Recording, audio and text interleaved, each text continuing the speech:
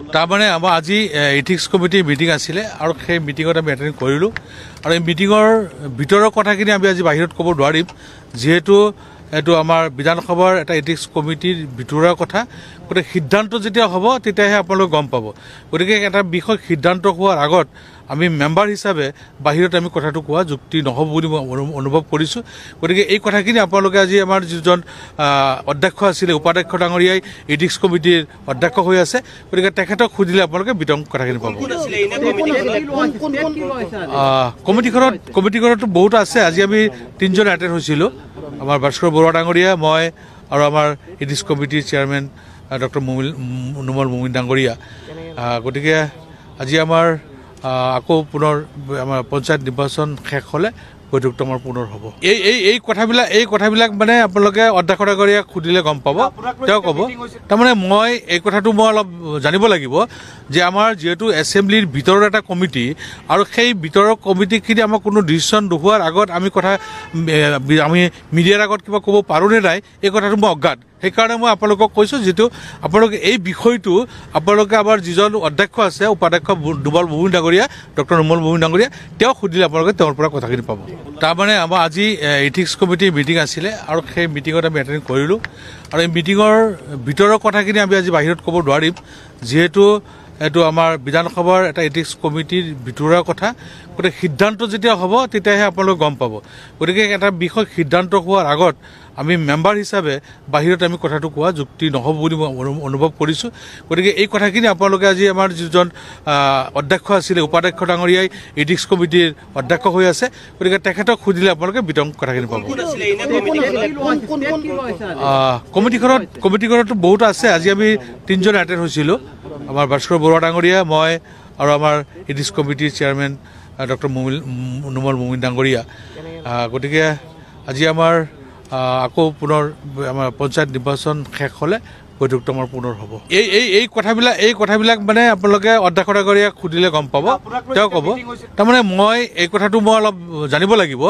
যে আমাৰ যিহেতু এছেম্বলিৰ ভিতৰৰ এটা কমিটি আৰু সেই ভিতৰৰ কমিটিখিনি আমাৰ কোনো ডিচিশ্যন নোহোৱাৰ আগত আমি মিডিয়াৰ আগত কিবা ক'ব পাৰোঁ নে নাই এই কথাটো মই অজ্ঞাত সেইকাৰণে মই আপোনালোকক কৈছোঁ যিটো আপোনালোকে এই বিষয়টো আপোনালোকে আমাৰ যিজন অধ্যক্ষ আছে উপাধ্যক্ষ নুমল মুমিন ডাঙৰীয়া ডক্টৰ নুমল মুমিন ডাঙৰীয়া তেওঁক সুধিলে আপোনালোকে তেওঁৰ পৰা কথাখিনি পাব তাৰমানে আমাৰ আজি এথিক্স কমিটিৰ মিটিং আছিলে আৰু সেই মিটিঙত আমি এটেণ্ড কৰিলোঁ আৰু এই মিটিঙৰ ভিতৰৰ কথাখিনি আমি আজি বাহিৰত ক'ব নোৱাৰিম যিহেতু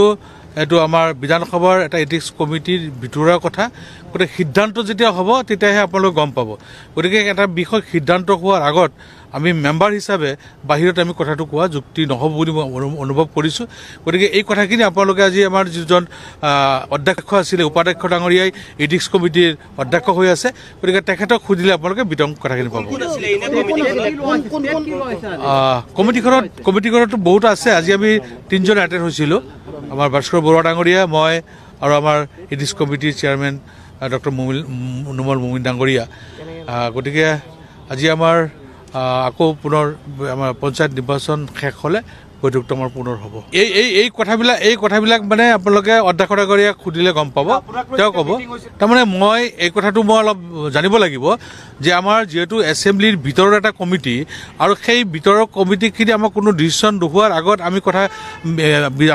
মিডিয়াৰ আগত কিবা ক'ব পাৰোঁ নে নাই এই কথাটো মই অজ্ঞাত সেইকাৰণে মই আপোনালোকক কৈছোঁ যিটো আপোনালোকে এই বিষয়টো আপোনালোকে আমাৰ যিজন অধ্যক্ষ আছে উপাধ্যক্ষ নুমল মুমিন ডাঙৰীয়া ডক্টৰ নুমল মুমিন ডাঙৰীয়া তেওঁক সুধিলে আপোনালোকে তেওঁৰ পৰা কথাখিনি পাব তাৰমানে আমাৰ আজি এথিক্স কমিটিৰ মিটিং আছিলে আৰু সেই মিটিঙত আমি এটেণ্ড কৰিলোঁ আৰু এই মিটিঙৰ ভিতৰৰ কথাখিনি আমি আজি বাহিৰত ক'ব নোৱাৰিম যিহেতু এইটো আমাৰ বিধানসভাৰ এটা এথিক্স কমিটিৰ ভিতৰুৱা কথা গতিকে সিদ্ধান্ত যেতিয়া হ'ব তেতিয়াহে আপোনালোকে গম পাব গতিকে এটা বিষয় সিদ্ধান্ত হোৱাৰ আগত আমি মেম্বাৰ হিচাপে বাহিৰত আমি কথাটো কোৱা যুক্তি নহ'ব বুলি মই অনুভৱ কৰিছোঁ গতিকে এই কথাখিনি আপোনালোকে আজি আমাৰ যিজন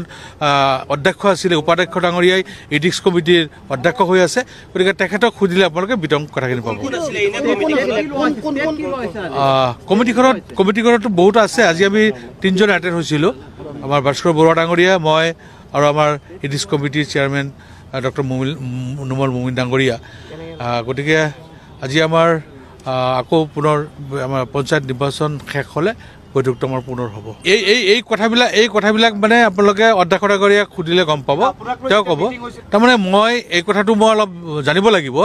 যে আমাৰ যিহেতু এছেম্বলিৰ ভিতৰৰ এটা কমিটি আৰু সেই ভিতৰৰ কমিটিখিনি আমাক কোনো ডিচিশ্যন নোহোৱাৰ আগত আমি মিডিয়াৰ আগত কিবা ক'ব পাৰোঁ নে নাই এই কথাটো মই অজ্ঞাত সেইকাৰণে মই আপোনালোকক কৈছোঁ যিটো আপোনালোকে এই বিষয়টো আপোনালোকে আমাৰ যিজন অধ্যক্ষ আছে উপাধ্যক্ষ নুমল গগৈ ডাঙৰীয়া ডক্টৰ নুমল গগৈ ডাঙৰীয়া তেওঁ সুধিলে আপোনালোকে তেওঁৰ পৰা কথাখিনি পাব